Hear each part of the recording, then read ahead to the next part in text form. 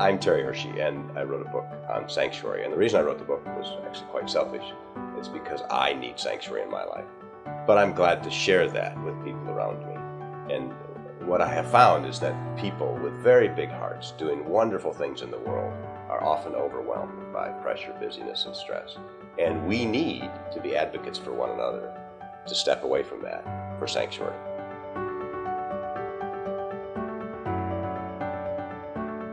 The reality is it's all-consuming, or it feels all-consuming. And then you have to weigh and juggle the priorities. So two things. One is that individually I need to honor sanctuary.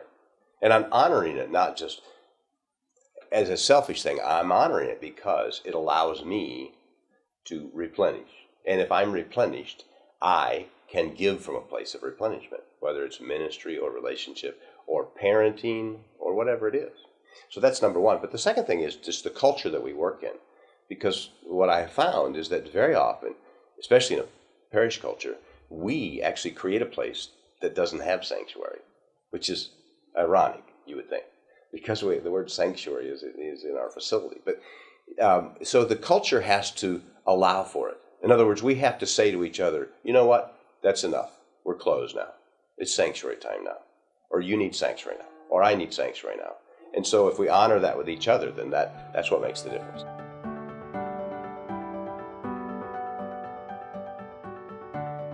Three things come to mind. The first is you got to model it. I mean, the first thing I need to do, because if I'm going to talk, just like I wrote a book on sanctuary, and so that's fine in and of itself, and it's a good book. But the best thing I can do is model what I've written about.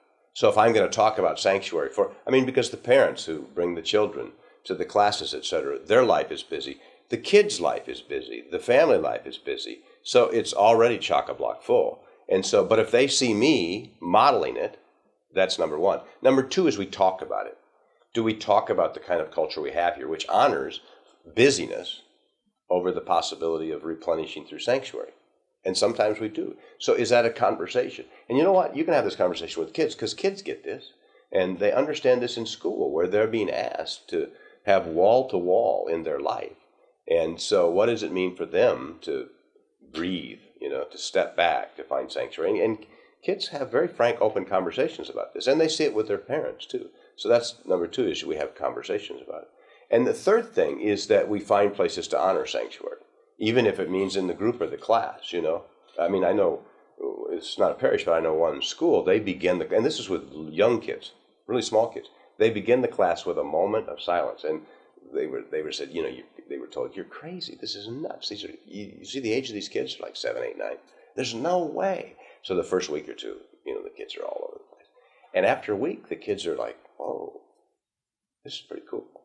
And so after 2 weeks of it, the kids were asking the teachers to make it 2 minutes of silence. So you just make space for it. And that may be that. It may be other ways. But you make space for sanctuary in the structures that you already have.